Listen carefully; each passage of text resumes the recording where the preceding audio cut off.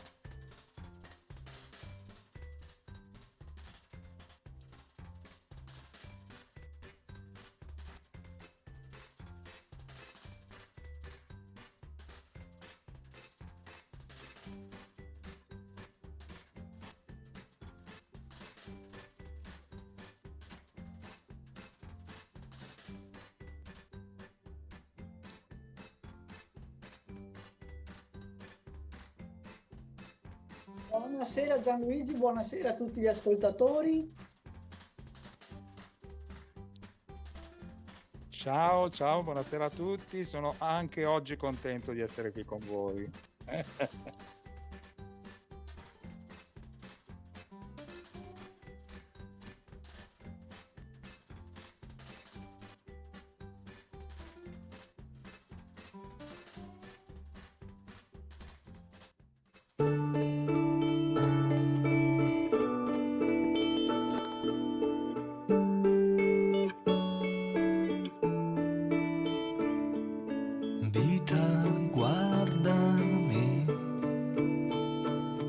C'è ancora un po' di posto per dei sogni in questa storia, punti deboli, in equilibrio nel via vai che noi chiamiamo vita. Vita, come fai a respirare i miei perché, lasciando solo silenzi che non passa mai, nei pomeriggi in cui vorrei sognare un'altra vita. È ancora calda l'idea delle tue mani per me, vorrei trovare la via delle parole quando sento uscire da sole.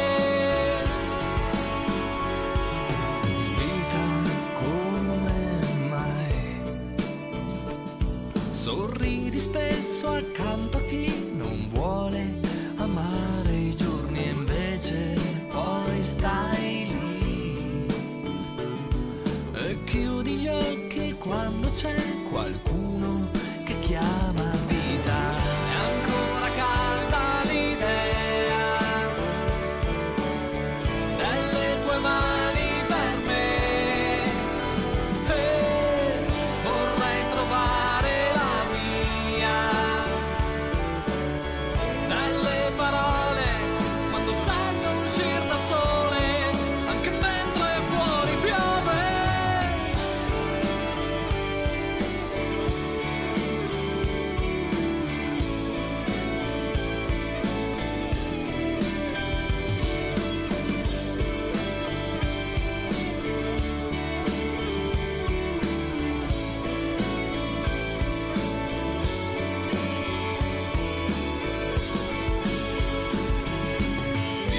Fermati, fammi restare un po' accanto a te.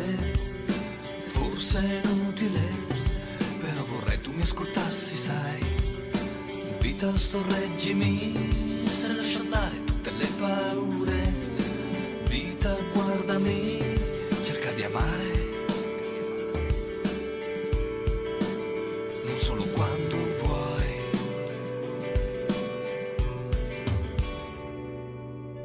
È ancora calda l'idea delle tue mani per me, vorrei trovare la via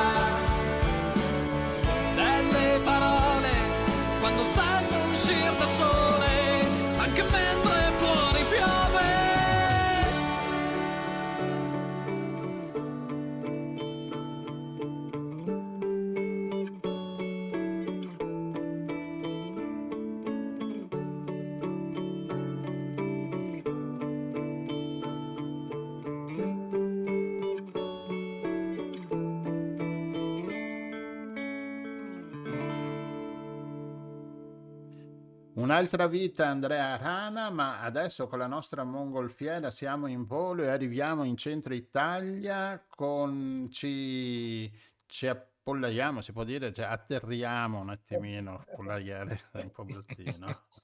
Atterriamo vicino alla piana di Avezzano, siamo a Pescina, con noi c'è Tiziano Iulianella. Buonasera Tiziano. Buonasera a lei, buonasera a voi tutti, buonasera a tutti i telespettatori. Correggo il tiro, Pescina. Pescina. Pescina. Sì che ci sono stato anche 2 volte per andare a Pescasservi. Anche perché patria della cultura di il nostro illustre Ignazio Silone e Giulio Raimondo Mazzarino, e colgo l'occasione, è candidata anche a capitale della cultura italiana, sì, della cultura 2025. Ho visto, sì, ho visto. Avete fatto anche un bel disegno con le pecore, no? Avete fatto anche un bel disegno. Sì, ce ne sono tante, sì. Esatto. Un ringraziamento veramente a tutti voi per avermi ospitato. Beh, noi... Allora, vai Rossella. Ecco, come mai abbiamo con noi Tiziano Iulianella?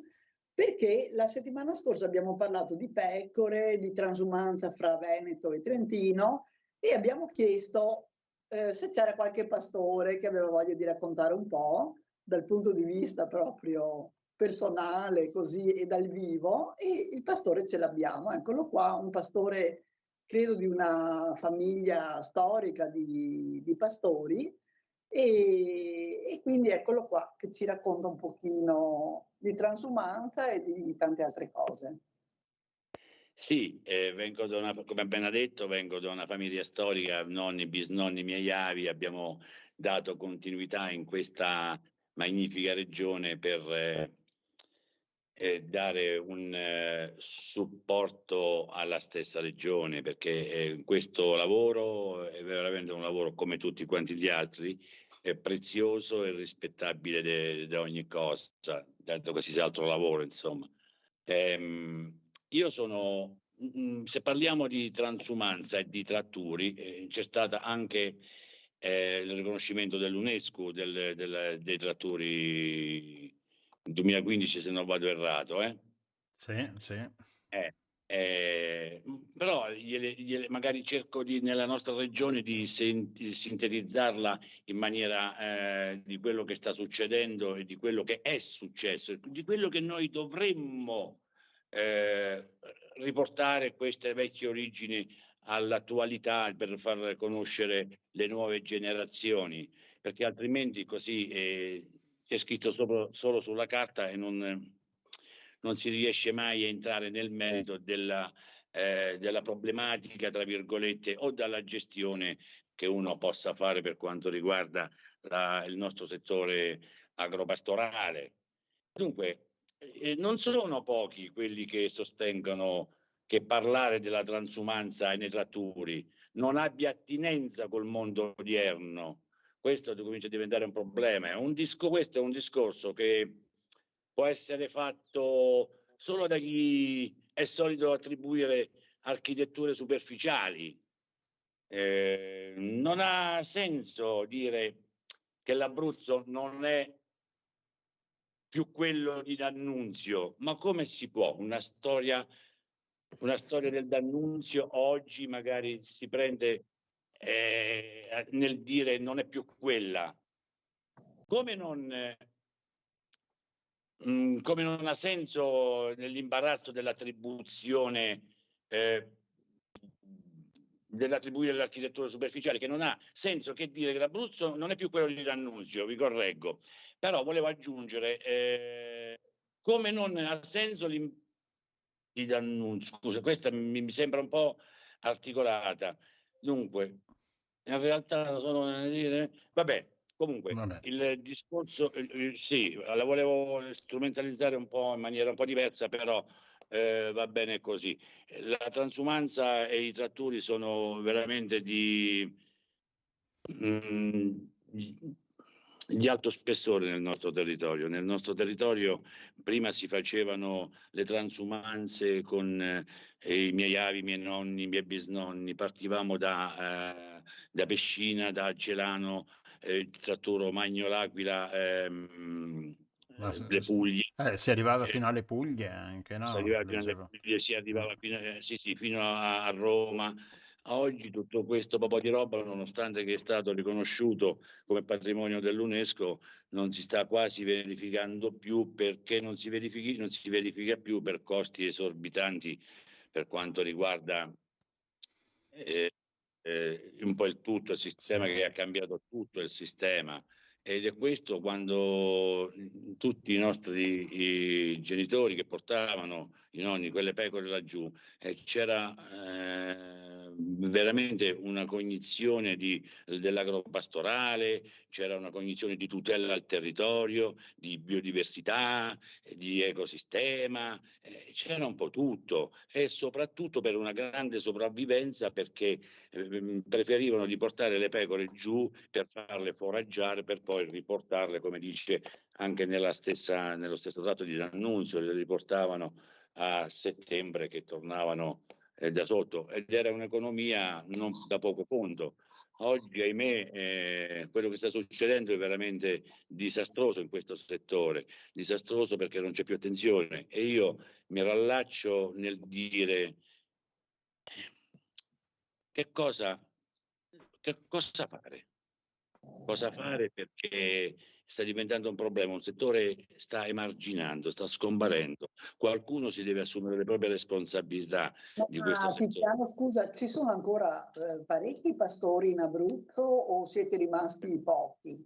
Ma guardi, parliamo di una minima parte, hanno perso tantissimi capi dagli anni che li citavo prima, quando io ero piccolo, ma migliaia e migliaia di capi, siamo rimasti in ben pochi evidentemente ci stanno costringendo per togliere questa roba qua. Ma io la domanda vorrei rivolgerla a chi mi ascolta: ma chi è che tutela il territorio se non questo settore?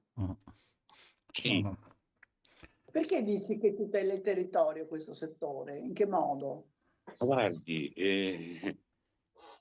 l'idrogeologico, se non si pulisce tutti i terreni incolti, se non vanno gli animali, chi ci va? La biodiversità, se non vanno gli animali a mangiare, a brugare e riossiggenano quel terreno, chi ci va? Per quanto riguarda anche il letame dello sterco degli stessi animali, chi va a riconcimare? Che cosa è quando parlano di ambiente? Mi devono rispondere che cos'è l'ambiente e il territorio, l'ecosistema, sono tante cose che il territorio ha bisogno di questo settore, lo ha bisogno. A oggi vediamo la nuova riforma PAC comunitaria. In questo periodo vedo parlare molti di contadini, di pastori, quando hanno tolto quella integrazione al reddito che era importante, l'hanno tagliata al 50%, però parlano di ambiente. I prezzi esorbitanti, guarda, è una cosa anche i vergognosa. ricavi ormai inferiori, perché leggevo anche il discorso della lana che non ha più quel valore che aveva una volta, no? Nella vendita. Non trovo una ricevuta, non voglio scavalcarla sulla domanda, l'ho capita perfettamente. Non trovo una ricevuta. Mio padre, 1973, fece 285.000 lire con 3 quintali di lana, ok? Oggi 1.000 pecore riesce a fare 30 quintali a 10 centesimi. Esatto. Allora, e poi la cosa peggiore, che ci si va a comprare delle maglie non so, merinizzate, paghiamo un botto di soldi. Ma la cosa ancora vergognosa, io per dignità lavorativa lo volevo fare, volevo smaltire i 30 quintali di lana. Lo sa quanto costa per smaltirli, perché è classificato il filo speciale? Quanto Non ti costa? bastavano oltre 2.000 euro per smaltirli, non ti bastano, ma e tutte le spese per tosare le 1.000 pecore. Tradotto, tosando e vendere la lana, tu vai a rimetterci là dentro dei 4-5.000 euro annui. Per Ditemi voi buttarla via. Prego. per buttarla via, dico sta lana poi. No, il rifiuto speciale non puoi nemmeno buttare via, la devi regalare e quando vengono i commercianti ti dicono ti ho fatto piacere. Mm. Siamo all'apoteosi Sì, sì, siamo al Paradosso controsenso, proprio. Paradosso. alla Ionesco, tanto per stare in tema letteratura. Ascolta Tiziano, ma invece tornando alla transumanza, in Abruzzo camminano tutto l'anno le greggi o stanno anche nelle stalle qualche volta? Dunque, si è evoluta nel tempo che la transumanza, diciamo, si fa, ma non così di chilometraggio lungo. Ognuno adesso di noi ha le montagne assegnate grazie a delle leggi di usi civici che possiamo usufruirne a ridosso delle nostre aziende o torniamo in azienda la sera proprio in virtù anche di tutela degli animali selvatici o lasciamo là con dovuti requisiti che ci propongono, che dobbiamo ottemperare, tipo la rete elettrificata e via discorrendo, però non facciamo grossi chilometraggi, ne facciamo pochi. Quindi c'è insomma una base, diciamo, dove stanno. Ma perché parlavi di reti elettrificate? Perché, dunque, rispondo alla domanda di prima e poi do continuità a quello che lei mi dice. Perché la base c'è. Datosi che gli animali sono pochi, le pecore sono poche e c'è la facoltà del pascolo e nulla serve più di fare quei tratturi e quella transumanza di lungo percorso. Mi diceva perché le rete elettrificate. Noi siamo alle porte del Parco Nazionale d'Abruzzo Lazio e Molise. Avete saputo, avete sentito sicuramente perché a livello nazionale l'orso marsicano, che è un esemplare, una icona della Dell'Abruzzo. regione. Io ho avuto anche visita. Ecco, io sto mettendo quella foto che ho trovato sul suo sito dell'orso che entra dentro al pollaio. Sì. Rimasi perplesso nell'immediatezza perché insomma avevo sempre la mia volontà e la curiosità di vederlo, perché non è che si riesce a vedere tutti i giorni. Però una bella sera mi trovai nella mia azienda e vidi un po' tutto lo scenario. Vedendo lo scenario era una cosa suggestiva, bellissimo. A quel punto feci anche un post e diventò anche virale. E ringrazio il direttore del parco, veramente Luciano Sammarone, Parco Nazionale d'Abruzzo Lazio e Molise, che con la massima rapidità si attivò e si attivarono, ringrazio, a fornire immediatamente tutto ciò che concerne per quanto riguarda l'elettrificatore per mettere a distanza gli animali selvatici. Ed ecco perché le dicevo, gli ho risposto alla domanda, siamo a ridosso del parco, io ci convivo, io li amo, io gli animali selvatici devo conviverci per forza, lupi, orsi, qualsiasi cosa che esso sia, perché se no non è il mio habitat, permettetemi. Ma quindi bella questa cosa che dice, perché purtroppo spesso insomma ci sono state anche delle campagne politiche o di stampa che sembrava che gli orsi fossero il problema nazionale e quindi adesso vediamo una persona che può avere anche dei danni perché comunque loro sono carnivori, quindi se trovano il piatto pronto vengono a prenderselo. Però quindi una persona che può avere dei danni però che riconosce che anche questa è la natura, questo è l'habitat e quindi si cerca di proteggere gli animali ma senza fare un dramma, insomma, se poi magari qualcuno viene a servirsi, no? Scusate, guardi, lei persona molto lungimirante su delle domande, io le devo rispondere perché devo tornare un attimino un po' a ritroso. Quando io parlo di biodiversità, di ecosistema, quando io parlo che l'abbandono totale, la domanda è perché tutto incolto? Perché questi scendono a valle? Se ci fosse stata le colline e le montagne incolte, colte, non invece di incolte, non potevano rimanere là nel loro mangiare, sul loro habitat. Chi li va a disturbare questi poveri animali? Siamo noi umani. E poi noi ci lamentiamo di loro, dobbiamo lamentare di noi stessi. Il danno viene remunerato, certo che sì. bisognerebbe che la burocrazia tagliasse un po' perché tutti noi abbiamo diritto a riportare un tozzo di pane a casa con i danni che poi sono sempre dietro l'angolo, non è che sono inaspettati. Certo.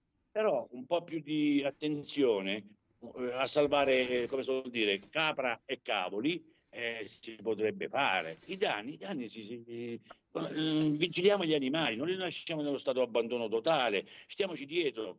Tutto può succedere, sì, ma la vigilanza e la presenza del pastore è importante. E da là probabilmente riuscissimo un domani, me lo auguro, anno 2023, a trovare una sinergia animali, orsi, gestori parchi, perché noi abbiamo anche parchi della regione Abruzzo a ridosso del parco nazionale. Sì. In effetti devo dire che la tutela anche agli animali, specie lì nel Parco d'Abruzzo, io mi ricordo che non ci sono rifugi in montagna, no? Perché l'uomo deve andare in montagna e deve tornare anche indietro, non deve lasciare traccia, deve lasciare il posto che, no, agli animali, a chi vive la montagna, no? Se non sbaglio c'è questa filosofia in Abruzzo che tutelano appunto gli animali selvatici come non ho visto in altre regioni. Sì, verissimo questo che dice. Però io mi dispiace a chi non accetta la mia posizione personalissima, mi assumo le mie responsabilità di quello che dico nei miei confronti, non nei confronti degli altri, ne guarderei, però apro un attimino lo scenario un po' determinante. Dobbiamo smetterla di fare i furbi, dobbiamo mantenere in equilibrio lo status delle persone, degli allevatori e del rispetto della natura, dell'ambiente e delle altre persone, degli animali stessi. Se unissimo queste 3 o 4 forze, mi scuso per la veemenza perché ci tengo tanto per cercare di caricare un po' la voce, se riuscissimo a riunire questi 3, 4, 5 punti, probabilmente vivremmo meglio tutti quanti. Guardi, io ho messo la foto sua dove ha un cartello che dice amo la mia terra e i miei animali. E questa è la sintesi perfetta.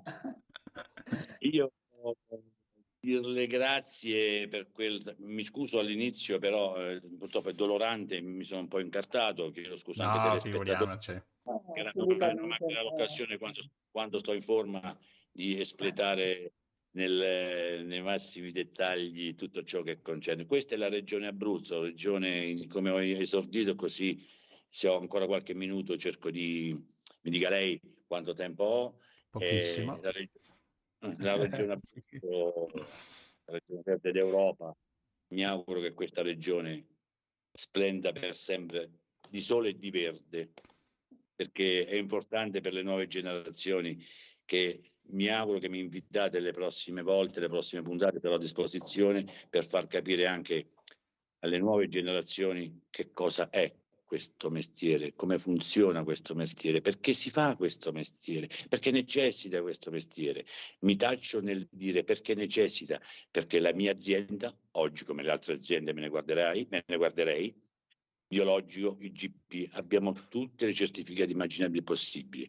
E capito a tutti coloro che ci ascoltano, noi garantiamo beni di prima necessità legittimi, non vermi, non stupidate e non altro, legittimi.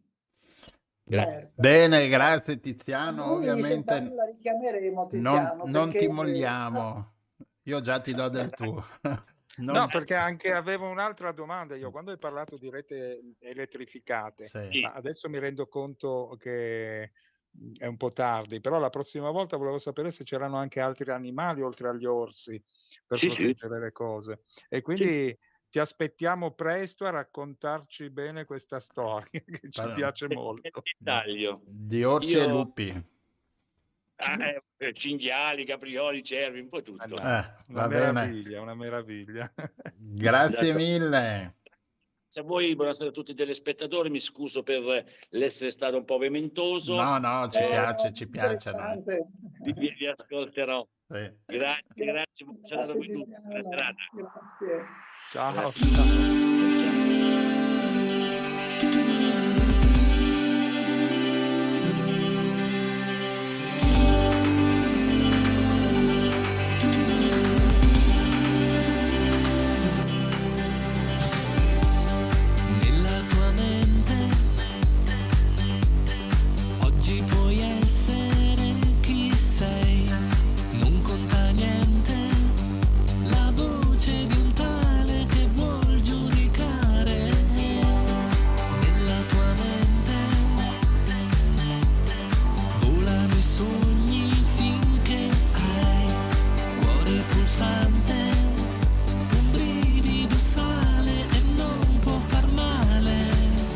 tutto quel che non hai fatto mai, è tutto quel che non hai detto, like, è tutto quello che ti piace nella tua mente,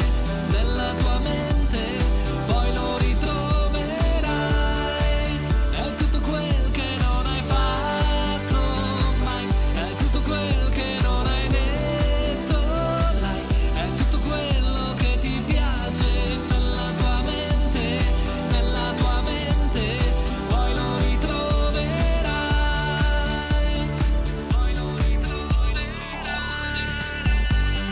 nella tua mente, puoi cambiar forma come vuoi, a luci spente, e la voce del pane inizia a ballare, nella sua mente, ognuno viaggia come può, non c'è costante, un brivido sale e non può far male,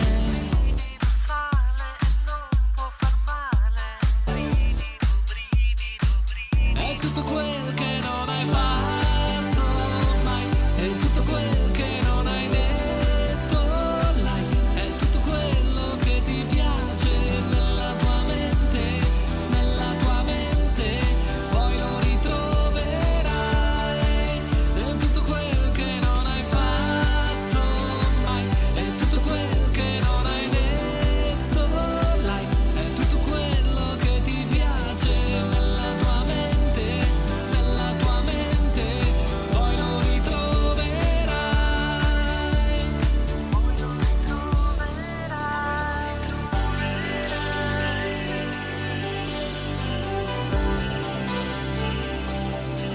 nella tua mente, lo ritroverai.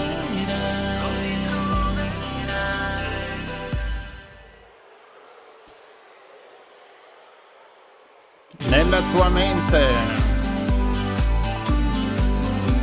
Andrea Rana è un grande attore con Omar nel videoclip che fa il suo, la sua parte.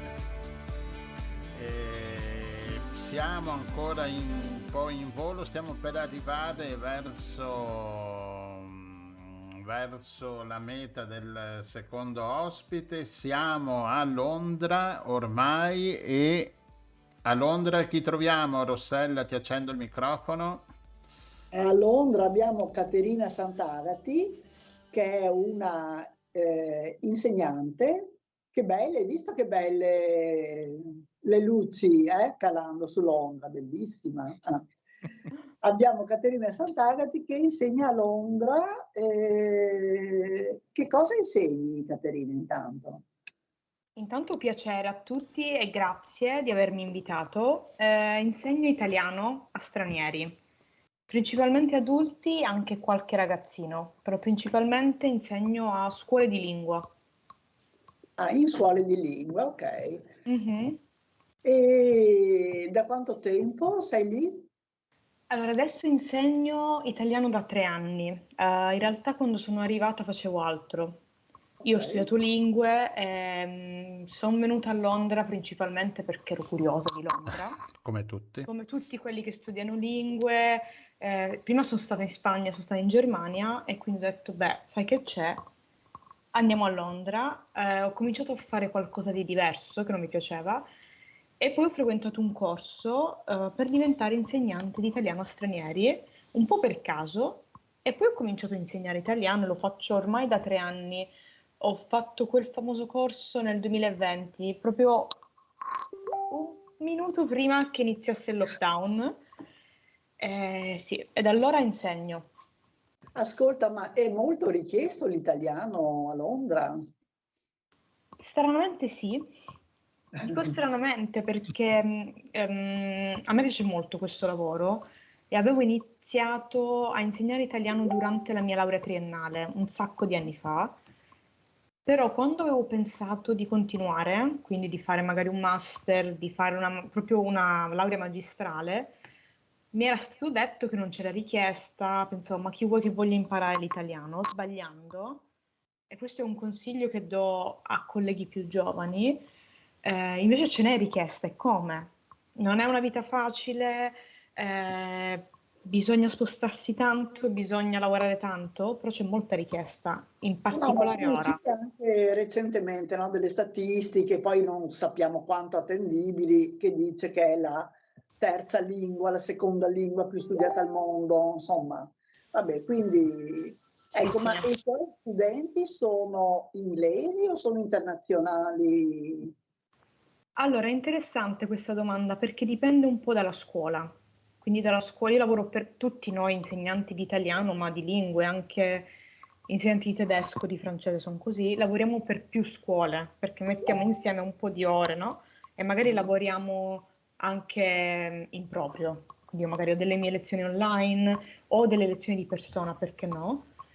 Alcune scuole hanno un'utenza completamente inglese. Se non sono tutti inglesi, sono inglesi e magari c'è qualche americano, qualche australiano. Altre scuole invece, proprio perché hanno più lingue, quindi lavorano spesso anche con l'inglese, hanno studenti di tutto il mondo. Veramente capita di avere una classe di 10 persone in cui 4 magari sono inglesi, ma uno è brasiliano, una è argentina, un'altra sarà giapponese, uno sarà pakistano, insomma c'è veramente di tutto. C'è È complicata veramente... forse la gestione della classe, no? Con madrelingua così diverse. Non ne parliamo, è veramente difficile. Molto stimolante, in qualche modo i madrelingua spagnoli, francesi, portoghesi aiutano, perché sono sempre un passo avanti, però è molto difficile bilanciare il tutto, sì, assolutamente. Caterina, io volevo... Scusami Omar, un attimino una prego. cosa tecnica, per Caterina, forse hai il microfono del coso che tocca qualcosa e quindi fa... Esatto, boh, e lo sto ok. sbattendo proprio sul Esatto, tavolo. perfetto, a posto, Perdonatemi. vai Omar. Sì, secondo te perché richiedono di imparare l'italiano? Allora, c'è un po' di tutto. Devo dire, il motivo principale è che hanno il fidanzato o la fidanzata italiana. Infatti io scherzo L'amore, sempre. allora. Scherzo sempre L'amore, e dico, l'amore. sì, dico sempre che grazie alla capacità degli italiani di flirtare, di far innamorare, io ho lavoro. Quindi Ma quindi siamo ancora all'italiano Latin lover, ok, va bene. ma Abbiamo anche le certezze. l'italiana, in realtà sono più donne, se devo dire la verità, e uomini che imparano l'italiano per loro. Romantico il Sì, discorso si proprio fa, romantico. interessante. Poi ci sono tante persone che in realtà viaggiano tantissimo in Italia, qualcuno che lavora con aziende italiane, qualcuno che lavora con tantissimi italiani, e poi ci sono quelli che amano l'italiano, amano la cultura, amano il paese, e quelli sono di solito gli studenti che durano di più, che vanno più avanti. Quindi Però la sì. scuola porta più la cultura, invece fuori dalla scuola l'amore, insomma, diciamo così. Assolutamente, assolutamente sì. Adesso, tra l'altro, riguardo alla Brexit, c'è anche la tematica della cittadinanza, perché chi è sposato con italiani può fare l'esame. Quindi anche quello è un buon motivo per imparare italiano. Quindi un esame per poi cercare di avere un doppio passaporto. Esatto, per avere un passaporto europeo. Certo. Eh sì, perché vabbè, sulla Brexit parleremo un'altra volta, ma... Mamma mia, che brutta Non ci dilunghiamo. faccenda. Ai ai ai. E quindi allora tu hai molte scuole da gestire, molti studenti mediamente alla settimana? Sì, ho molti studenti e ho molte lezioni diverse tra di loro, perché ci sono le classi, quindi ci sono le classi che per noi italiani l'immagine più, diciamo, simile è quella della classe di inglese, quindi di adulti che vanno a studiare inglese perché gli serve per qualche motivo. Queste sono le classi che io chiamo principali, che richiedono più organizzazione, più gestione e che non possono saltare. Cioè, se tu stai male è un casino, bisogna trovare un sostituto, bisogna spostare. E poi ho tante lezioni one to one, quindi ho lezioni con a volte in ufficio, a volte a casa, a volte veramente al bar. E quelle sono un pochino più flessibili. Queste diciamo, sì. individuali, Sono quindi. individuali. E questi Oppure magari hanno bisogno di un livello un pochino più alto di italiano. di solito sì, perché in realtà l'offerta per livelli alti in alcune delle scuole per cui lavoro è molto bassa, cioè nel senso non c'è niente per livelli alti, difficilmente si può superare un B1, quindi l'apprendimento dopo quel punto diventa autonomo. Quindi ho tanti studenti che hanno un livello un pochino più alto quando faccio delle one-to-one. E l'età degli studenti, hai detto che lavori un po' con gli adulti, eccetera. Da cosa varia, insomma, cioè arriva a quale età? Cioè è facile imparare per loro l'italiano? Cioè voglio capire questo. No, Ah, no, sinceramente no. Le età sono un po' tutte le età. Diciamo che per alcune delle scuole per cui lavoro l'età è più sulla trentina, direi, tra i 25 e i 35-40, perché sono i famosi che imparano italiano per i partner. Quindi facilmente sono persone relativamente giovani. Però ci sono tante persone, ho avuto anche gli studenti di più di 70 anni, sessantenni, settantenni che imparano e sono molto molto bravi. Io devo dire, hanno l'età dei miei genitori, quindi mi è capitato addirittura di fare una lezione privata con una coppia di più o meno 65 anni, 70 anni, tenerissimi e mi sembravano proprio i miei genitori, quindi è stato c'era proprio, affettuosità, esatto, immagino. molto molto affettuosi, naturalmente un apprendimento un po' più lento, Beh, però devo dire che sono gli unici che fanno sempre i compiti, più che mi motivati. ascoltano, motivati, mi seguono, quindi io in realtà mi trovo molto molto bene. Allora, certo, l'educazione permanente, come si dice, no? Bene, bene, fantastico. Complimenti, complimenti. Un bel percorso, quindi è solo da 3 anni che fai questo tipo di attività. Pensi di continuare su questo orizzonte? Assolutamente sì, penso proprio di continuare. Sempre Proprio a di recente Londra? Sempre stando a Londra? non lo so questo, perché diciamo che Londra è un po' difficile. Allora, Londra, non voglio parlare di Londra perché è un posto che adoro, è tanto da gestire. È una città enorme, è una città molto costosa. Il nostro lavoro non è pagato benissimo e implica degli spostamenti enormi. Soprattutto io amo fare lezioni di presenza, però fare lezioni di presenza tra i 4 lati della città è abbastanza impegnativo a livello di spostamenti, quindi mi capita di passare almeno 2 ore tra metro, autobus, treni, quindi non è proprio leggerissimo. Quindi è una cosa che va un po' valutata oppure va accompagnata da un altro tipo di professione, quindi magari io traduco anche, quindi quello è È un'altra un'altra mansione, entrata, un'altra certo, certo. entrata, oppure lavorando in una scuola di lingue con un altro ruolo, quindi io faccio anche in realtà l'amministrazione di una delle scuole, mi occupo di gestire le piattaforme, eccetera, quindi diciamo sempre bilanciandosi, però non è facile Cioè, trovare un ti equilibrio. richiedono molta flessibilità da quello che stai dicendo, guarda. Io ho saputo da altre colleghe che vivono a Londra e nei dintorni che è molto difficile, gli spostamenti sono molto complicati e soprattutto la richiesta non è concentrata come magari in altri luoghi, ex colonie italiane, cose di questo tipo. A proposito saluto Claudia e saluto Giulia che gestisce per esempio il gruppo Insegnare all'estero su Facebook e che senz'altro ci staranno ascoltando insieme ad altri colleghi. Purtroppo sì, non è facile, ne discutiamo spesso anche a vari livelli, però immagino che però è anche molto affascinante questo tipo di lavoro, E perché infatti, scusa, ma finisci. no, no, perché sei comunque nel cuore dell'Europa, Brexit a parte. O non Brexit. No, ecco, infatti io volevo chiederti una cosa che magari è anche banale, però effettivamente un po' di Londra abbiamo il mito, ecco. E quando diciamo Londra, Londra, la città dove succedono un sacco di... In Europa forse è la città dove sembra secondo l'immaginario, che succedano un sacco di cose, che ci siano un sacco di novità, che produca le mode nuove, eccetera. Quindi da questo punto di vista, qual è il fascino per te che ci vivi di Londra?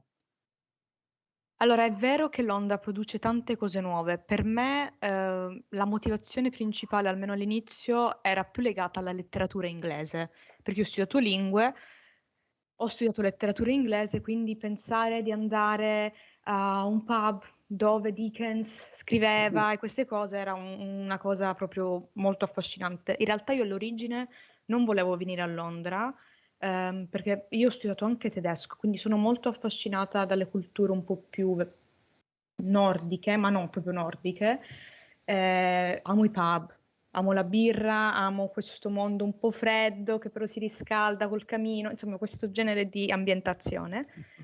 Però poi in realtà Londra era più facile, cioè più richiesta. Diciamo che dopo un po' di anni continua l'aspetto affascinante, ma è molto molto stancante.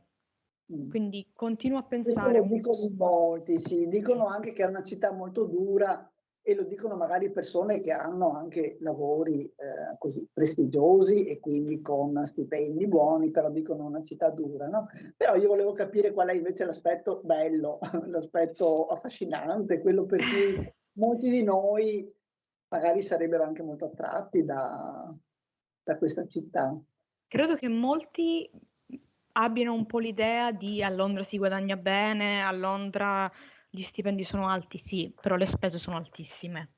Quindi in realtà credo che vada un po' sfatato, ma andrà sfatato perché con Brexit non è più possibile, il mito dell'italiano che si raccoglie le sue cose e va a Londra e fa fortuna, perché non è così. Una carriera folgorante, ok? Bisogna lavorare tanto, soprattutto quando si è un po' più giovani. Io direi che tutti gli amici che conosco sotto i 30, che quindi hanno la mia età, sulla trentina, lavorano veramente tanto. Magari guadagnano più di me, sono messi meglio per carità, però quello che vedo e che io personalmente non apprezzo è che se da un lato si possono fare delle carriere molto prestigiose, molto in cui si va avanti tantissimo, anche sicuramente più veloci, ma bisogna spaccarsi la schiena e poi si ha sempre bisogno di una pausa. La vita di ogni giorno non è proprio bellissima, c'è questa idea di lavorare tantissimo la settimana e poi godersi il fine settimana bevendo tantissimo in realtà, che è un aspetto sicuramente che noi italiani non che noi italiani non beviamo, non che non ci divertiamo il fine settimana, però credo che per noi sia più normale fare delle cose magari carine ogni giorno, bere un caffè con gli amici, è tutto un po' più spontaneo. Qui c'è molto questa cultura di lavorare tantissimo, spaccarsi il weekend e poi fare delle vacanze pazzesche per tantissimo tempo al mare. Quindi come se la vita reale, l'unico momento della vita che vale la pena vivere è durante le ferie. Mentre invece quello che viviamo ogni giorno è lavoro e basta. Quindi è Insomma, un po' come avere due personalità. Sì. Non per noi, perché chi insegna, cioè io amo il mio lavoro, è un lavoro super arricchente, molto bello dal punto di vista personale, si conosce tanta gente, ci si diverte anche. Non lavoro in finanza, per carità, magari è bellissimo lavorare in finanza, però non era il lavoro dei miei sogni, quindi non è arido per niente, però anche lì è facile arrivare a un burnout. E quindi, insomma, bisogna fare un po' di attenzione. Quindi i teatri, i musei, la musica. Questa è la fascinazione, questo è l'aspetto bello. C'è veramente, ci sono molti musical ogni giorno, veramente, tantissimi concerti, ci sono tanti eventi molto particolari, ci sono tanti corsi. Se si vuole imparare qualsiasi sport, qualsiasi abilità è possibile, ma bisogna avere tanto tempo e non si ha, e tanti soldi. Che non si hanno nemmeno. Che non sempre si ha, purtroppo. L'altra fascinazione è di conoscere tante persone di tutto il mondo. Questo devo dire è per me l'aspetto più bello. E in particolare col mio lavoro è facile. Quindi si incontrano persone che hanno delle storie pazzesche, che però vanno via facilmente. Questo è l'aspetto ancora una volta negativo di incontrare qualcuno, avvicinarsi tanto e poi questa persona se ne va dopo un paio d'anni. Se ne va perché arrivano, fanno delle cose e poi sì. Perché l'Inghilterra è di passaggio. Un po' sì. Va bene. Sì, soprattutto forse Londra. Grazie mille Caterina, grazie. Grazie a voi, mi ha fatto molto piacere. No, siamo Spero noi che mi rinveterete. Sì, chiaramente ti anche perché volevo sapere un po' il fiume, il Tamigi com'è, molto più pulito adesso, no? A tratti. A tratti. Va bene, dai, ne parleremo la prossima volta. Il bagno magari no. Lo sconsigli. Lo sconsiglio, però una passeggiata. Va bene, grazie mille. Ti sento musica, Andrea Rana. Ciao. Ciao.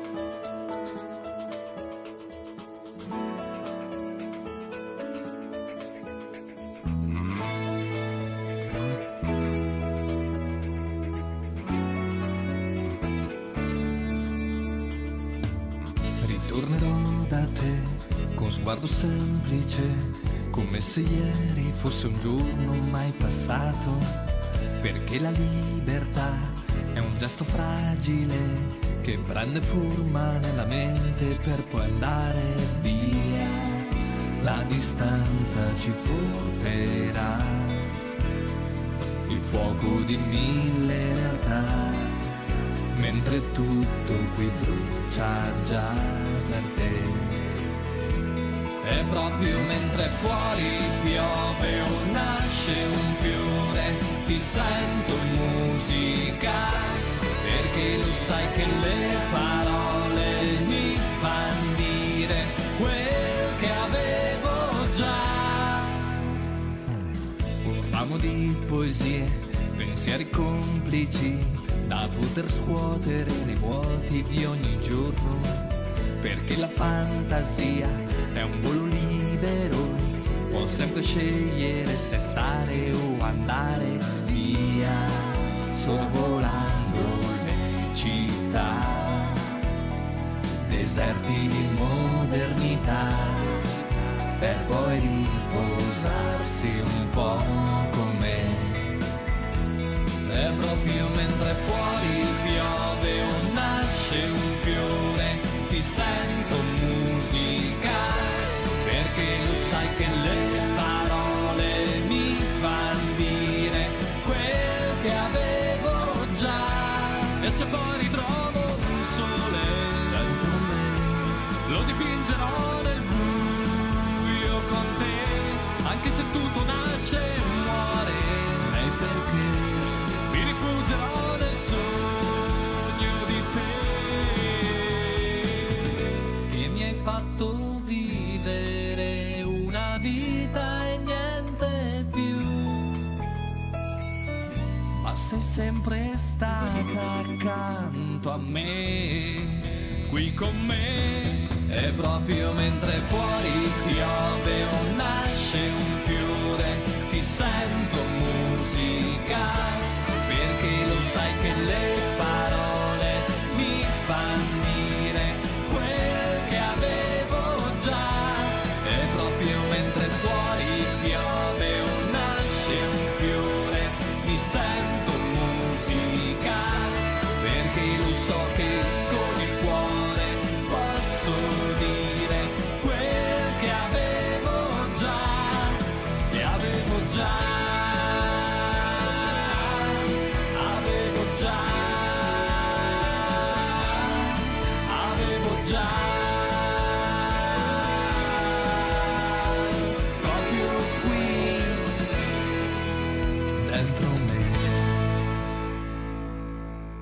Andrea Rana, ti sento musica ed ora torniamo dalle nostre parti, nella nostra terra, nel nostro canale. Siamo vicino al Pordelio. Con noi abbiamo il nostro terzo ospite con Rodolfo Dalla Mora. Buonasera Rodolfo, ciao. Il Devi microfono. attivare il microfono, Rodolfo. Succede, il bello della diretta. Buonasera. Ecco, benvenuto a Buonasera, bordo. buonasera.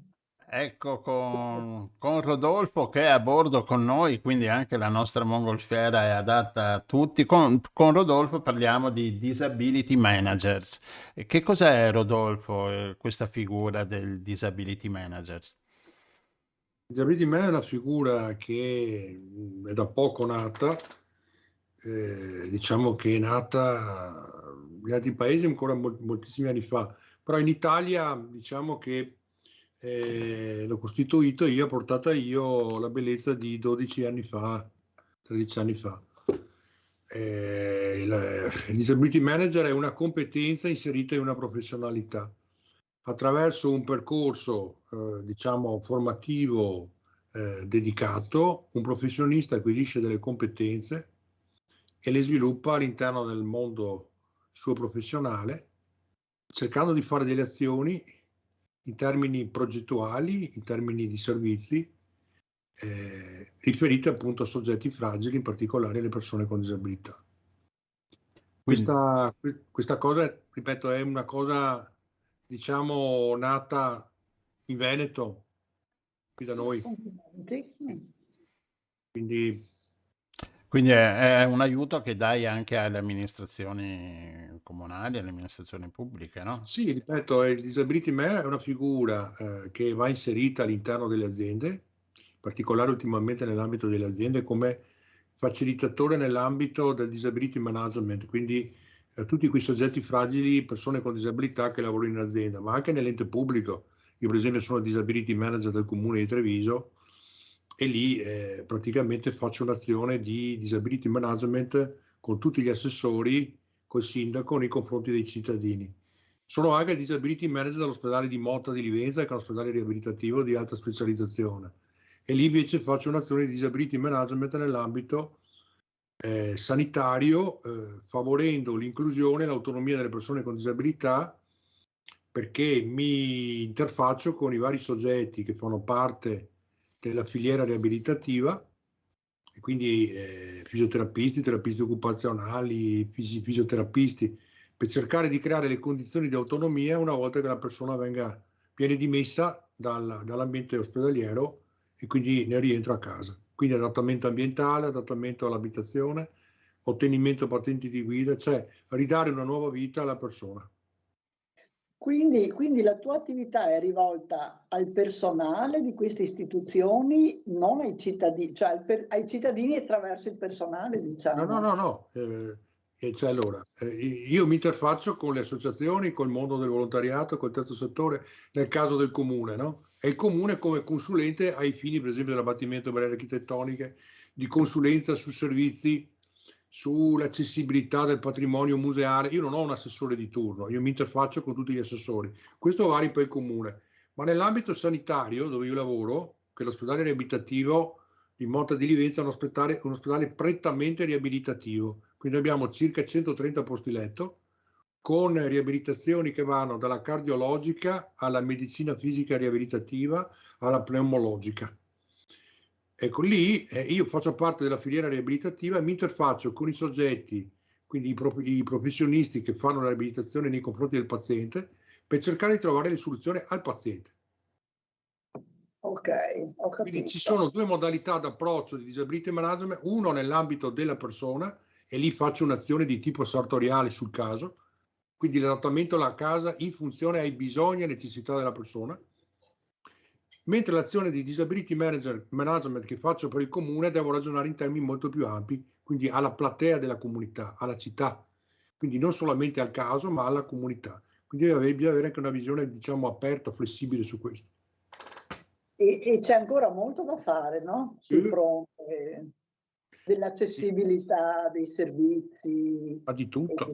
Ma io 12 anni fa ho fondato la SIDIMA, che è la Società Italiana dei Disability Manager, società scientifica. L'ho fondata io, la sede legale a Motta di Livenza.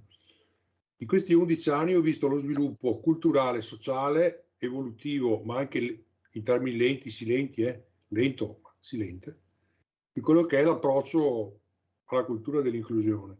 Purtroppo molto spesso molte amministrazioni utilizzano il termine inclusione per fare i gargarismi, nel senso che utilizzano il termine inclusione solamente per fare marketing politico.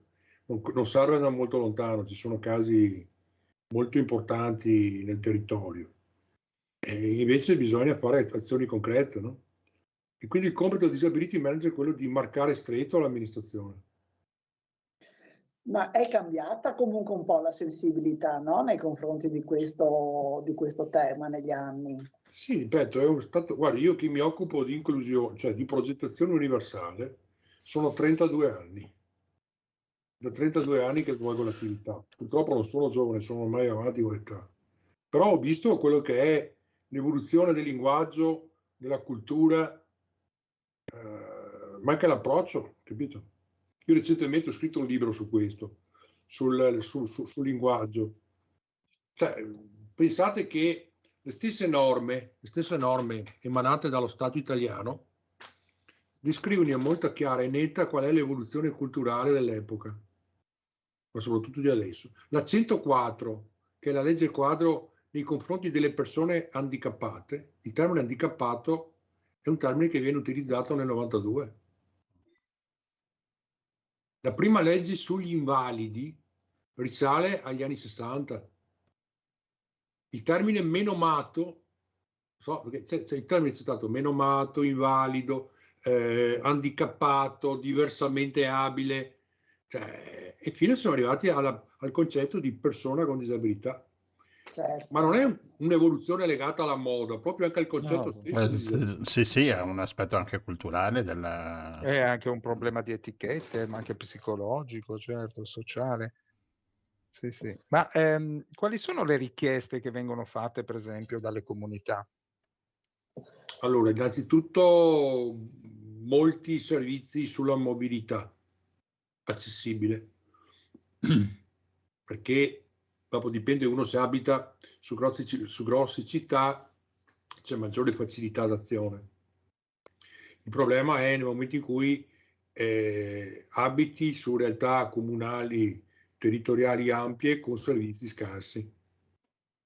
E quindi qual è il problema? Quello dell'accedere in maniera autonoma della persona con disabilità, per esempio, al posto di lavoro.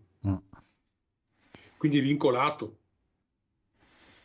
Questo la mobilità, ma poi anche i servizi alla persona. Sì, sulla mobilità credo, no, che diventi sempre più diffuso il problema anche per l'invecchiamento della popolazione, quindi persone che si muovono magari con difficoltà usando degli ausili, e quindi magari quando hai le strisce pedonali che ti finiscono sul gradino del marciapiede, che può essere una sciocchezza che molti di noi non mettono neanche a fuoco, diventa una barriera insormontabile per chi sta usando, per esempio, anche solo un deambulatore, non dico, e anche ovviamente una carrozzella o anche le stampelle o anche, no? Quindi da questo punto di vista, insomma, la sensibilità è aumentata, giustamente sì. No, ma bisogna dire un'altra cosa, che rispetto a 40 anni fa, 50 anni fa, avevamo le persone anziane e le persone con disabilità. Adesso abbiamo persone con disabilità anziane, che l'allungamento della vita ha portato a questo. Quindi diciamo che è una fragilità all'ennesima potenza. Certo, quindi che si somma a una fragilità che si somma a un'altra fragilità. E quindi per fortuna la sensibilità sta cambiando anche nelle persone, anche in alcune amministrazioni, magari qualcuna un po' di più, qualcun'altra fa ancora fatica. Ma i disability manager adesso è presente in ogni comune? No, non è obbligatorio, non è una figura obbligatoria. E stiamo lavorando perché venga, tra virgolette, applicata. Noi come SIDIMA, Società Italiana Disability Manager, abbiamo fatto un protocollo d'intesa con l'ANCI nazionale, proprio per promuovere la figura all'interno degli enti locali. Io sono, diciamo, il primo disability manager in Italia inserito in una struttura ospedaliera e tra i primi, sempre in Italia, come consulente esterno di un ente pubblico, parliamo del comune. Poi sto sperimentando in maniera molto interessante, e questo è un altro modello, perché su questo a me piace creare i modelli. Tra l'altro abbiamo scritto il manifesto del disability manager, di cui ho curato la parte generale, nel senso che i modelli ti permettono di creare buone prassi, best practice, cioè utili ed estendibili anche in altre realtà. Io sto sperimentando un progetto interessante con 14 comuni dell'area o più terzino-mottense, l'area trevigiana per capirsi, dove lì sono comuni abbastanza piccoli, però non hanno le risorse singole per nominare una figura del disability manager. Per lì stiamo lavorando per cercare di fare una figura unica che coordini a livello territoriale d'azione un territorio abbastanza vasto. È una bella cosa, perché con questa azione si mette in evidenza, oltre le criticità, ma anche le cose più interessanti, più importanti di ogni singola realtà. Certo. E quindi si mettono in contatto anche realtà differenti che apparentemente sono isolate tra loro. Interessante questo aspetto metropolitano. Ecco, io vi dico che di natura sono un contaminatore, cioè non nucleare, però di buone prassi e di azioni, come dire, di carattere sociale, culturale. Ecco, io ho visto che hai fatto con le scuole, hai fatto un'uscita e hai messo i ragazzi in carrozzina perché si rendono conto, no, delle varie difficoltà che uno può trovare.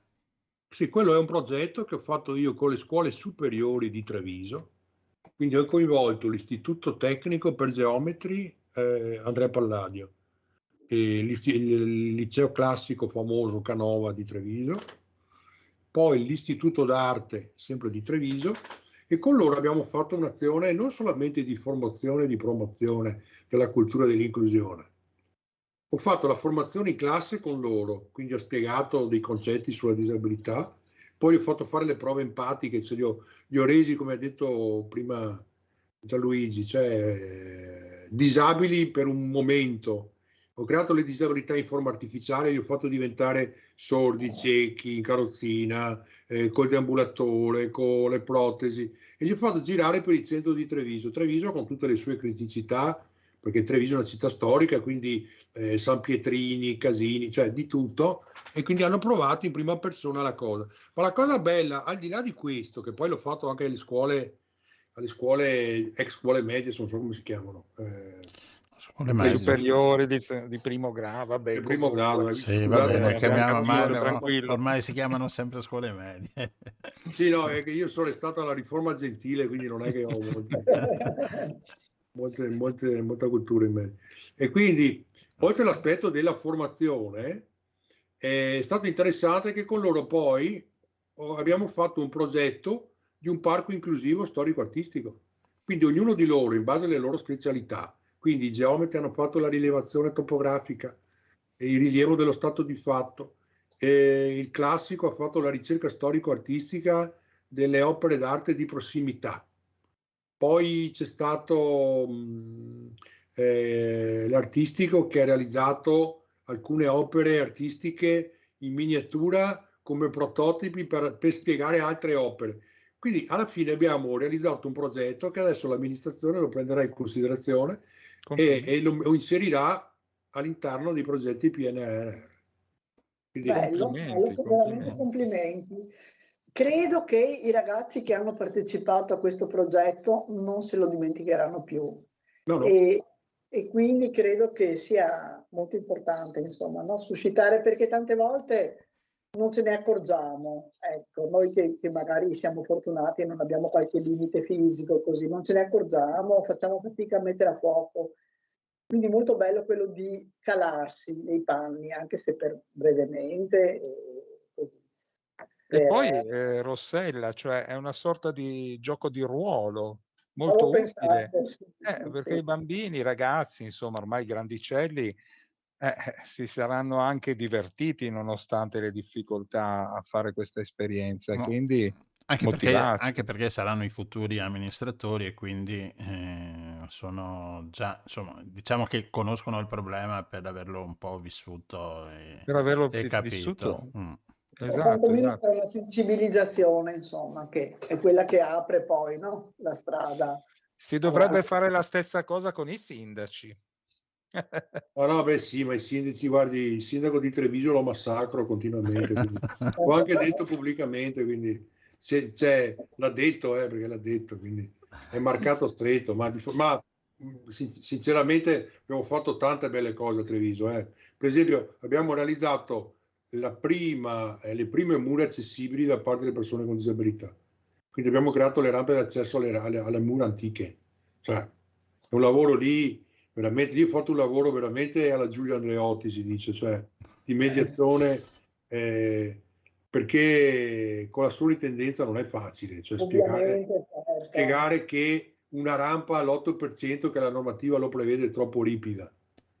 Ma loro hanno detto lo facciamo all'8 perché così sbanchiamo meno terreno, sì, ho capito, però Sì, ma una rampa all'8, una persona che ha Non avuto la usa nessuno, certo. una emiplegia o una distrofia o un altro tipo di malattia fa fatica.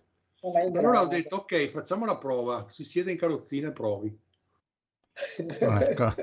Effettivamente l'architetto ha ragione, ha detto allora. Bene, complimenti. Veramente complimenti, è un lavoro importantissimo. Speriamo che i comuni, i più piccoli facendo rete e i più grandi autonomamente, insomma, tutti quanti abbiano un disability manager, perché giustamente poi ci ricordava l'architetto Dalla Mora che adesso i problemi si stanno sommando in una popolazione che sta invecchiando e quindi sempre di più. E dall'altro lato c'è anche invece il desiderio, anche da parte di persone con difficoltà o anziane, di uscire e di godere delle nostre bellissime città e di poter essere un po' autonomi, insomma, nei limiti. Quindi grazie mille, e se ci sarà qualche novità la invitiamo volentieri a raccontarcela. Volentieri, grazie. Va bene, grazie Rodolfo, quindi Grazie. ti teniamo sotto controllo anche noi e quando vediamo delle novità ti chiamiamo. Ok, grazie. Bene, ciao, grazie. Buona serata, salve.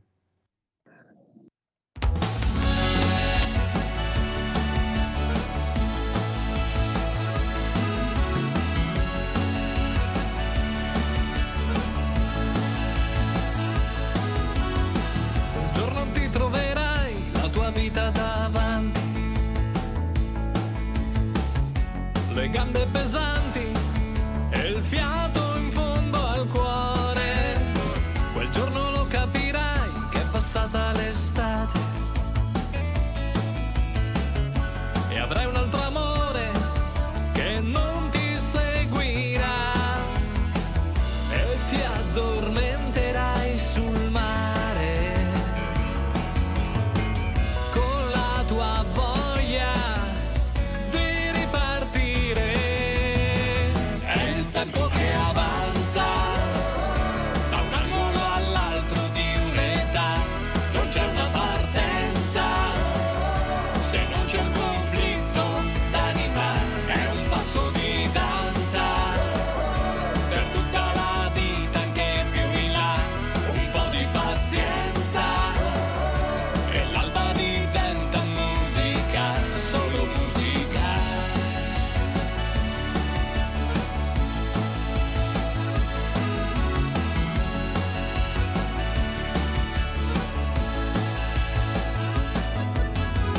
Un giorno ti troverai la tua vita davanti,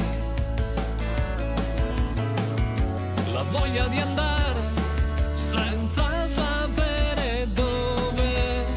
Quel giorno ritroverai la tua voglia di estate,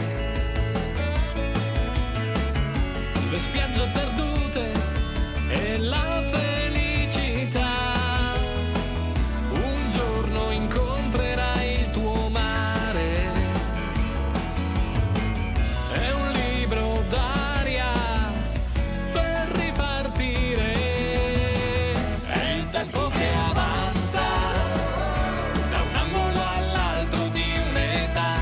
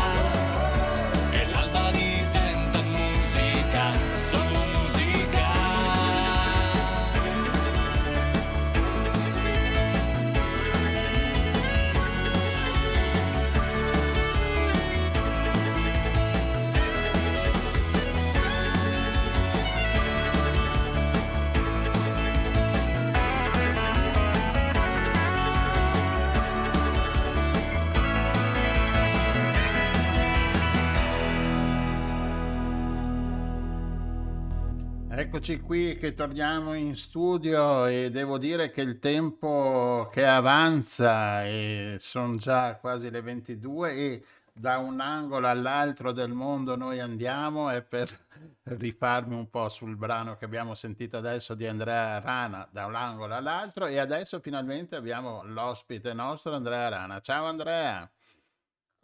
Aspetta, Grazie per- aspetta, il microfono era spento, ora è acceso.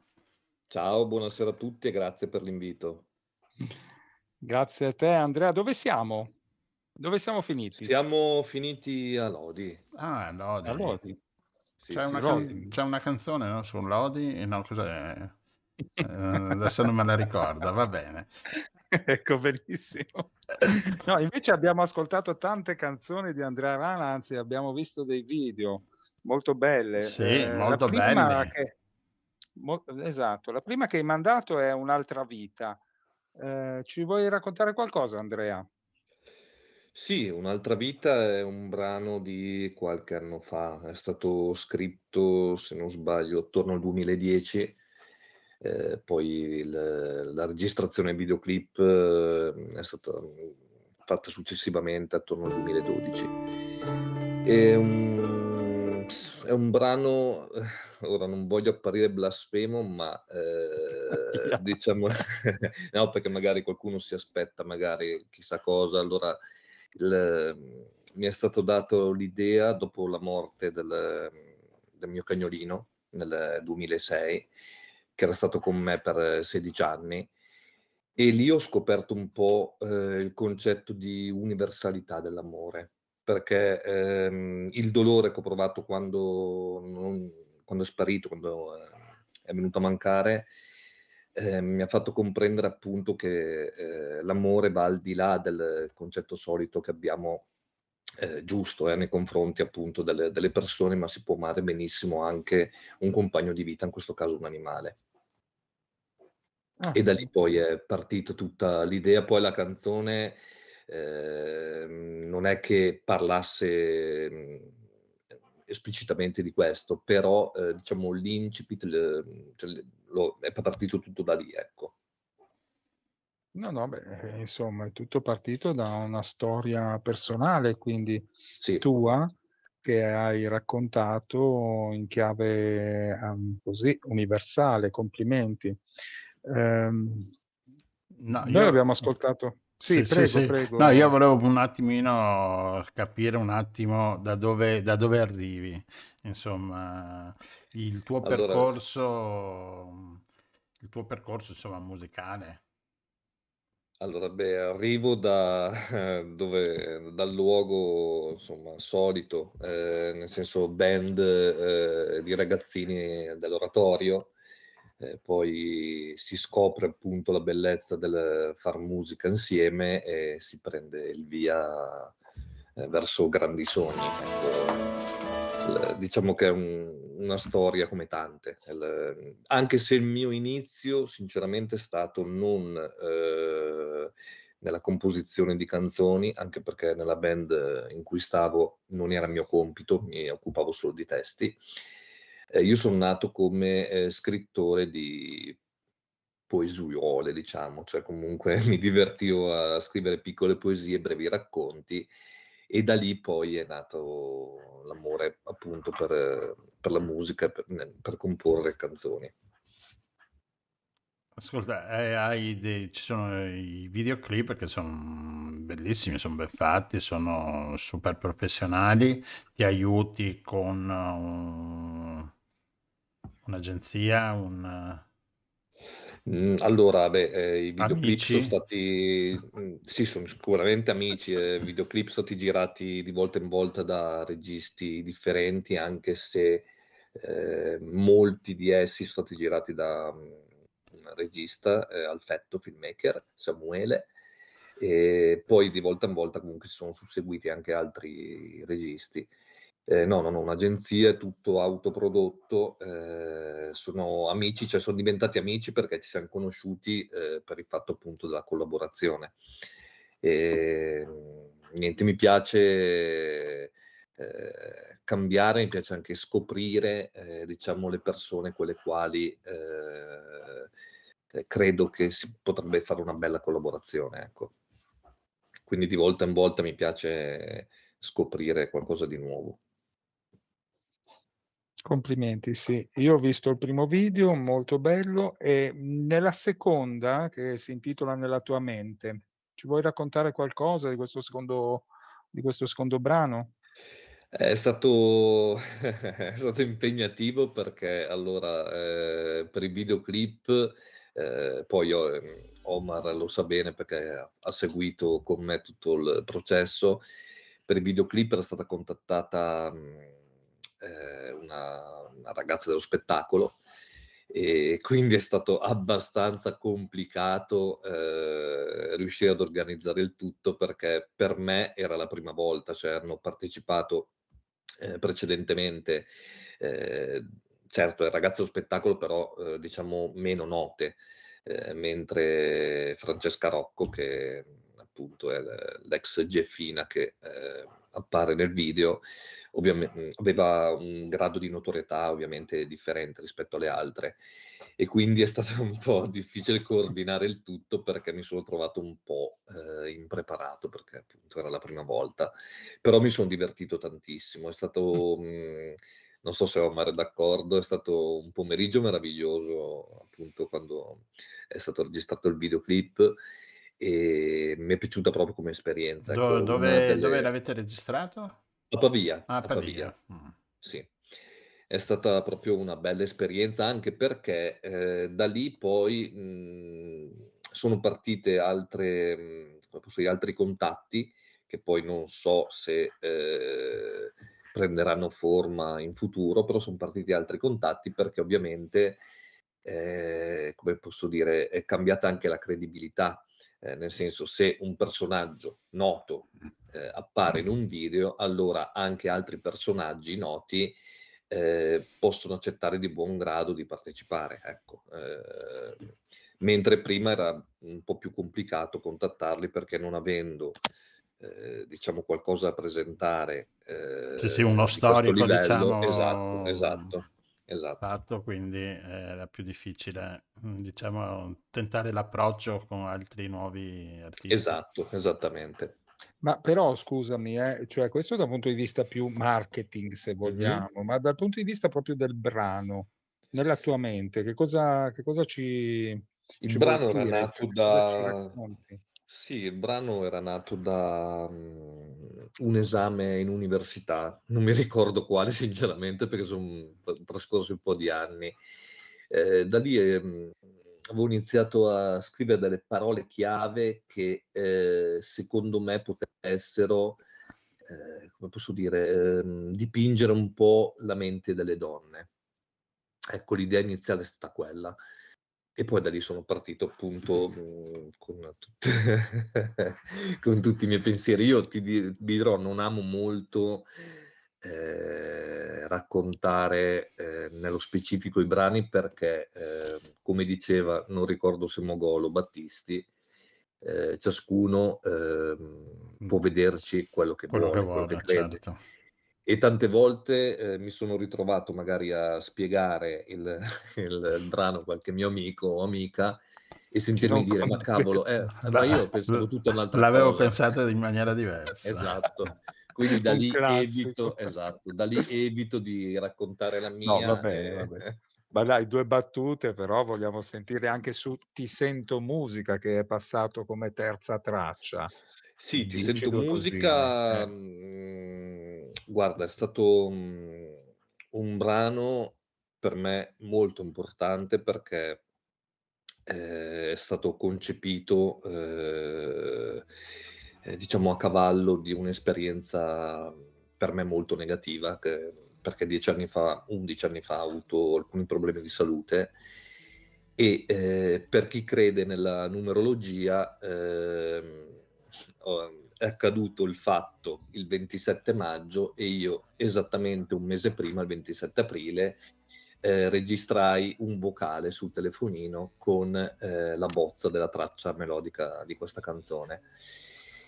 Niente, Ti sento musica, ovviamente già da come si può intuire dal titolo, è un inno proprio alla musica, la musica ovviamente dappertutto.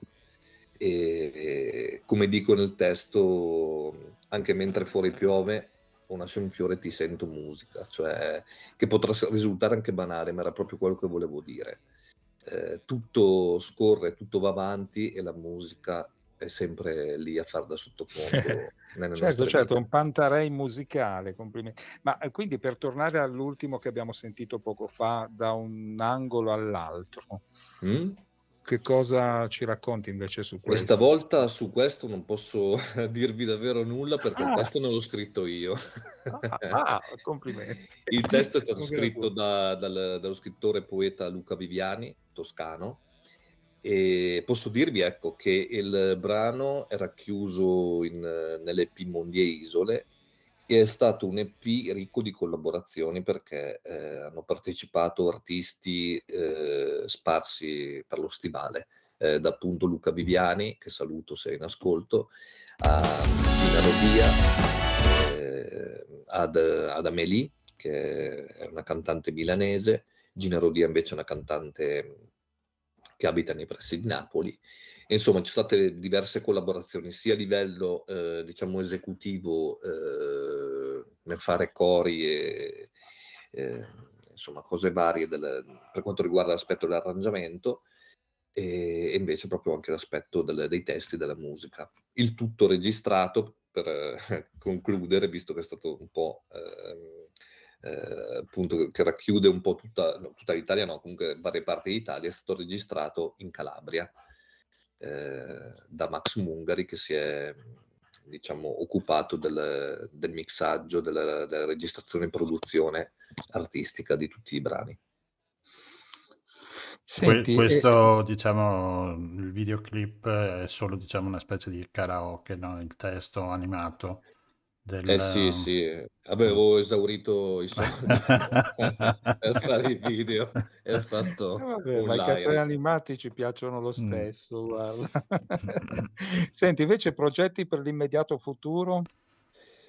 Guarda, vi dirò, io sono fermo no, però è da qualche mese che ho avuto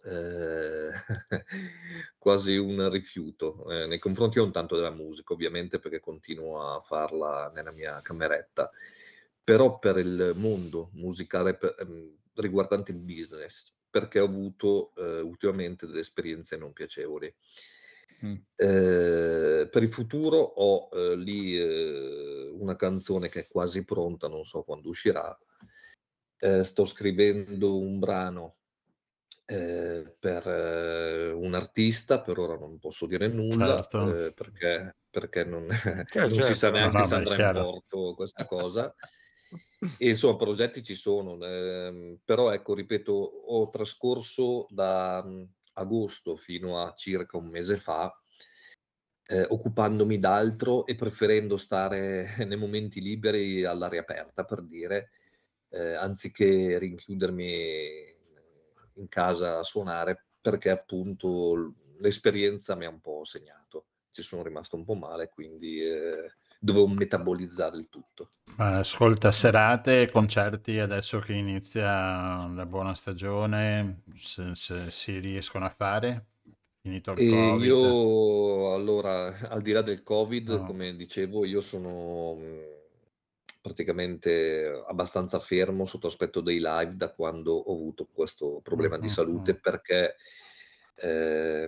inizialmente mi risultava veramente difficoltoso dover sostenere una serata sul palco, perché fisicamente non ce la facevo. Ora credo che insomma potrei anche farcela. È il fatto che sono fermo veramente da tanto, quindi far ripartire la cosa non è semplice. C'è sempre in cantiere la volontà di proporre magari qualcosa in acustico anziché con la band al completo, perché è anche di più facile attuazione. Però non so ancora dirvi nulla, ecco, nello specifico. Vabbè, Va ci lascia un bene. po' sulle spine. Ascolta, allora, visto che il prossimo brano è Mondi e Isole, No, io l'ho messo perché noi col programma nostro, il Giro del Mondo in 80 giorni, non potevo mettere mondi e isole, quindi diciamo è un brano anche nostro del Giro del Mondo. Raccontaci un po' questo mondi e isole che dopo ce l'ascoltiamo. Mondi e isole è appunto il brano di cui vi stavo parlando prima, una collaborazione con la cantautrice Gina Rodia. È nato un po' per caso, perché c'era questo brano che all'epoca era in inglese, appunto scritto da Gina. C'era questo brano che non trovava un padre perché sembrava non trovar pace, e appunto me lo propose e niente, a me piacque subito e decisi ovviamente di fare un testo totalmente diverso e rifeci anche una melodia vocale totalmente diversa. Il brano è appunto perché siamo tutti mondi e isole, ciascuno è un mondo, anzi ciascuno è un'isola, però è bello pensare che queste isole siano collegate da ponti immaginari per formare appunto dei mondi collegati e connessi fra di loro. Bene, adesso ce lo ascoltiamo e dopo ritorniamo. Perfetto.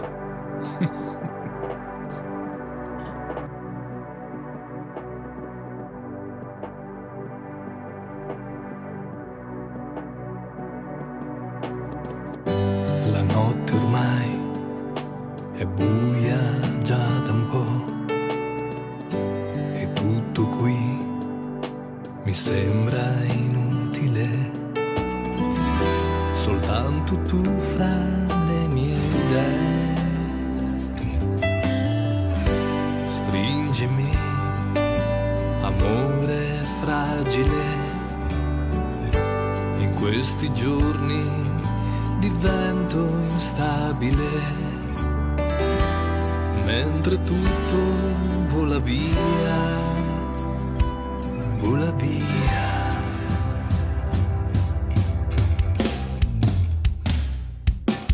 Vedrai, vedrai, vedrai che tutto quanto passerà. Vedrai, vedrai, vedrai, io sono qua. Vedrai, vedrai, vedrai che questo tempo passa e va. Siamo mondi e isole.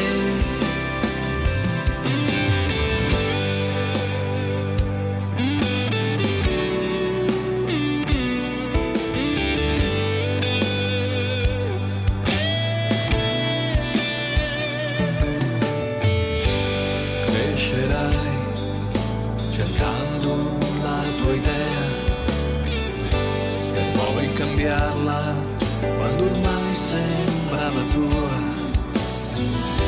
perché ogni attimo va via. Vedrai, vedrai, vedrai che questa vita passa e va. Vedrai, vedrai, vedrai, non te ne accorgerai.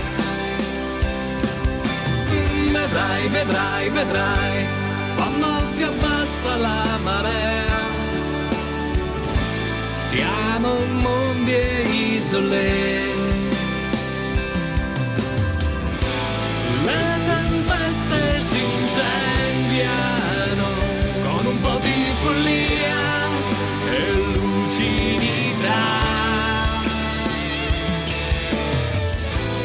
Le distanze non cambiano, ma con la fantasia vai dove si va. Tutto e niente è impossibile, e questa è la realtà.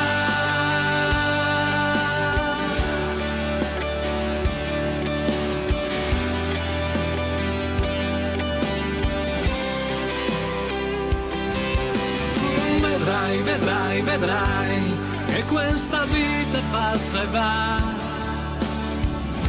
Siamo mondi e isole.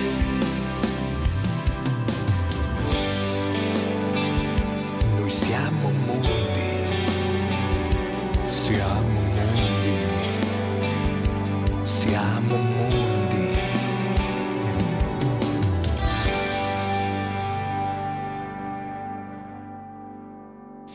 Mondi e isole, abbiamo ascoltato anche questo ultimo brano per questa sera per noi di Andrea Rana, che è ancora con noi nella mongolfiera, vero?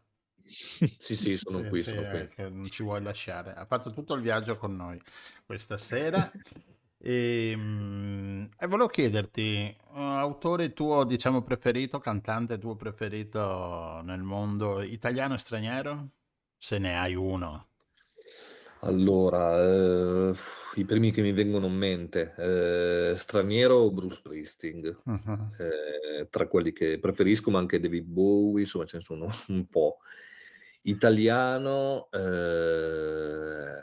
ma non saprei che dirti, Ligabue, Esatto, perché per fare un guarda, nome. volevo dire, hai un che di, c'è un po' di Ligabue anche all'interno no, dei tuoi brani. E non sei il primo Ascoltandoli, che lo dice. ascoltandoli, guarda, in effetti qualcosa si sente. Pronto? Ci siete? Sì, boh. no, ti sento. Sì, non sei il primo che lo dice. Oltre a Ligabue, beh, ci sono anche tanti altri, dai Timoria, Litfiba, Negrita, insomma, Max Gazzè, ce ne sono tanti che mi piacciono in Italia. Va bene. Ascolta Andrea, grazie mille. Se hai Grazie a voi. altri brani, nuovi brani, chiamaci che noi li mettiamo e continueremo a mettere ogni puntata un brano tuo perché sono veramente complimenti, sono veramente belli. Grazie mille. Io prima, io mi ascoltavo la musica tua mentre con le cuffie e devo dire che è bella piena, è proprio bella. Grazie di cuore e grazie anche dell'invito perché fa sempre piacere. Adesso ci sto mettendo la sigla finale dove suoniamo noi miseramente. Non è vero Gianluigi, anzi, qualche volta si potrebbe combinare un duetto, Sì, un trio, non so, o con tutta l'orchestra. No, dai, che siamo rappresenti. anche noi, ci piace suonare anche noi, facciamo le nostre cosette. È finita qui, Infatti. siamo rimasti in 3, siamo stati un po' lenti, ma avevamo la mongolfiera piena questa sera e quindi il nostro movimento è stato un po' lento, Omar. Ma è un andamento lento per restare sul discorso musicale, dai. Va bene, finisce qui la 16ª puntata, vi aspettiamo alla prossima che sarà un po' tutto dedicato al mondo femminile e che dire, ascoltateci, iscrivetevi al nostro canale e vedo che stiamo salendo di settimana in settimana e ci sentiamo lunedì. Salutiamo Rossella che se n'è andata via prima perché aveva il bus che partiva. Io saluto tutti gli ospiti che sono venuti a trovarci oggi e a tutti quelli che ci stanno ascoltando, che ci hanno ascoltato e ringrazio in modo particolare Andrea che conosco e ti auguro buone cose. Io vi ringrazio tantissimo ancora, grazie. Bene, ciao, grazie a tutti. Ciao, grazie a tutti. Gindofree.com Why don't you call me? Can't you see I'm not good without you? Take my lips, I want to